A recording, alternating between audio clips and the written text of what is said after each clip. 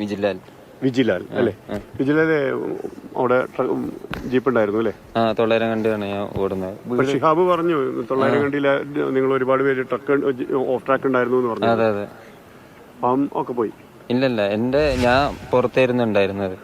നമ്മുടെ ഫ്രണ്ട്സിന്റെ ഒക്കെ വണ്ടി കാര്യങ്ങളൊക്കെ പോയിട്ടുണ്ട്. വിജിലാലിന്റെ വീട്? എന്റെ വീട് ഈ കാണുന്നു. നമുക്ക് വീട്ടിൽ പോവാം. നമ്മള് വിജിലാലിന്റെ വീട്ടിലേക്കാണ് പോകുന്നത്. വിജിലാൽ ഇപ്പൊ എല്ലാരും ഇവിടെ ക്യാമ്പിലേക്ക് മാറിയോ? മോനെ ഒന്ന് കയ്യൊന്ന്.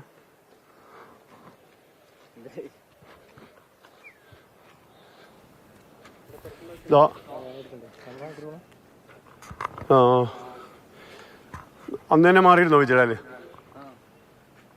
വിജിലാലെ ഒന്ന് പതുക്കെ നിൽക്കുക, നമ്മുടെ അനൂപും കൂടിയും വരാനുണ്ട്. ആര്യ, നമ്മൾ വിജിലാലിൻ്റെ വീട്ടിലേക്കാണ് പോകുന്നത്. ഇവിടെ സൂക്ഷിച്ച് കാല് വച്ചില്ലെങ്കിൽ താഴ്ന്നു പോകുന്ന അവസ്ഥ ഇപ്പോഴും ഉണ്ട്.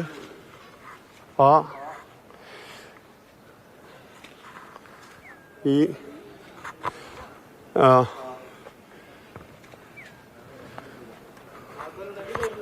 വിജിലാലിന്റെ തറവാട്ടിലായിരുന്നു. തറവാട് പോയില്ലേ? ഈ വീടിന് തറവാട്ടിലായിരുന്നു താക്കോല്. തറവാട് എവിടെയായിരുന്നു? തറവാട് പാറ കിടക്കുന്ന അവിടെയായിരുന്നു തറവാടായിരുന്നു.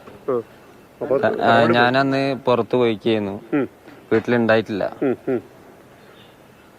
ഈ വീടിന് വലിയ കുഴപ്പം സംഭവിച്ചിട്ടില്ല. താഴ്ന്നിട്ടുണ്ട് തോന്നുന്നു അല്ലേ? അല്ലേ? വീടിന്റെ പിൻഭാഗം പോയി അല്ലേ? അന്നത്തേന് ശേഷം വിജിലാൽ ഇതാ ആദ്യമായിട്ട് എത്തുകയാണ്.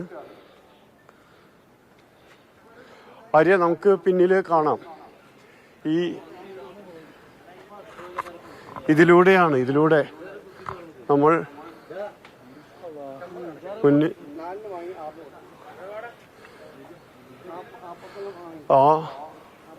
വീടിന്റെ തൊട്ട് ഒരു പുഴ ഒലിച്ചു പോയത് ഇവിടെ രണ്ടായിട്ടാണ് ഈ വീടുകളെ ഒഴിവാക്കിക്കൊണ്ട് രണ്ടായി ഒലിച്ചു പോയതാണ് നമ്മൾ കാണാനാവുന്നത്. ഈ വീട്ടിലേക്ക് ഇവിടെയും വലിയ തോതിൽ ചെളിയും മണ്ണും അടിഞ്ഞ്. വീട്ടിലെ ആളുണ്ടായിരുന്നു വിജിലാലെ? അവർ നേരത്തെ മാറിയിരുന്നു. വിജിലാലിന്റെ വീട്ടുകാരൊക്കെ പുറത്തായിരുന്നോ?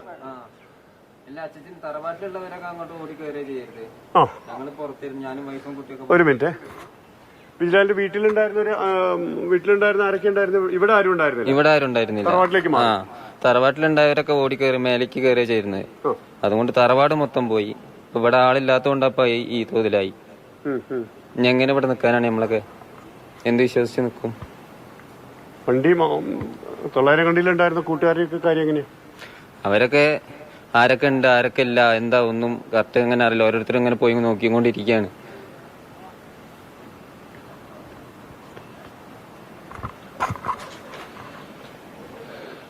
ആര്യ, അവശേഷിക്കുന്ന വീടുകളിലേക്ക് പോലും ഒരു ചുവട് വെക്കുക എന്നുള്ളത് ഏറെക്കുറെ അസാധ്യമാവുന്നു. തീർച്ചയായിട്ടും നമുക്ക് ആ ദൃശ്യങ്ങൾ കാണുമ്പോൾ ഒരുപക്ഷെ ഇന്നായിരിക്കും ഈ ഭാഗത്തേക്കൊക്കെ ആളുകൾ പലരും ക്യാമ്പുകളിലാണ്, ആശ്വാസ തീരത്താണ്, പലരും ആശുപത്രിയിൽ ചികിത്സയിൽ കഴിയുന്നവരുണ്ട്. നോക്കൂ, അവിടെയൊക്കെ എത്രയോ ആഗ്രഹിച്ച് അത്രയും ആശിച്ചു വാങ്ങിയ ബൈക്ക് ബുള്ളറ്റ് ആണെന്ന് തോന്നുന്നു മണ്ണടിഞ്ഞാ കിടക്കുന്നത്. ഇതൊക്കെ പഴയ നിലയിലേക്ക് ആക്കി എടുക്കേണ്ടതുണ്ട്. അങ്ങനെ കുറേ മനുഷ്യരെ നമ്മൾ ഈ ജനകീയ തെരച്ചിൽ എന്ന് പറയുമ്പോൾ ആ ഭാഗത്ത് ആ സ്ഥലത്ത് താമസിച്ചിരുന്ന ജീവിച്ചിരുന്ന ജനങ്ങൾ അവരുടെ സ്വന്തം ഇടത്തേക്ക് അവരുടെ സ്വന്തം ഭൂമിയിലേക്ക് മടങ്ങി വന്നതാണ്. ആ വിലാപ ഭൂമിയിലേക്ക് അവർ മടങ്ങിയെത്തിയതാണ്. കാണുന്ന കാഴ്ചകളൊക്കെ ഉള്ളുലയ്ക്കുന്ന കാഴ്ചകളാണ്. അവരുടെ സ്വപ്നങ്ങളിലാണ് ഈ ചെളിയും കല്ലുമൊക്കെ വന്ന് പതിച്ചിരിക്കുന്നത്.